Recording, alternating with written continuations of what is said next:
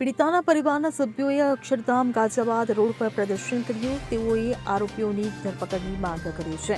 પૂર્વ દિલ્હીમાં national highway 24 પર ફૂલ મંડી નજીક 32 વર્ષીય વ્યક્તિની ગોળી મારીને હત્યા કરવામાં આવી હતી. ત્યારે પોલીસે સોમવારે આ માહિતી આપી. એક પોલીસ અધિકારીએ જણાવ્યું કે આ હુમલામાં ગાઝીપુર ગામના એક રહેવાસી ઘાયલ થયા છે. તેમણે એલબીએસ હોસ્પિટલમાં લઈ જવામાં આવ્યા, જ્યાં તેમને મૃત જાહેર કરવામાં આવ્યા. આ ઘટનાની માહિતી મળતા જ પોલીસ તાત્કાલિક ઘટનાસ્થળે પહોંચી ગઈ હતી અને યુવકના મૃતદેહને પોસ્ટમોર્ટમ માટે મોકલી આપ્યો હતો. હાલમાં પોલીસ તપાસમાં વ્યસ્ત છે. જિલ્લાની ઘણી ટીમો આ બાબતે કામ કરી રહી છે. પોલીસે હત્યા અને આર્મ્સ એક્ટનો ગુનો નોંધ્યો છે. ગુનેગારોને શોધવા માટે તપાસ ચાલુ છે. પોલીસ સીસીટીવી કેમેરાના ફૂટેજની તપાસ કરી રહી છે. હજુ સુધી પોલીસ હત્યા પાછળનું કારણ શોધી નથી શકી.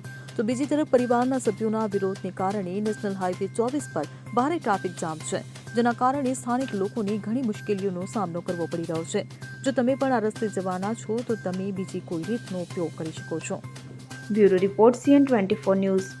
હવે જુઓ દેશ દુનિયાની તમામ ખબરો તમારી આંગળીના ટેરવે.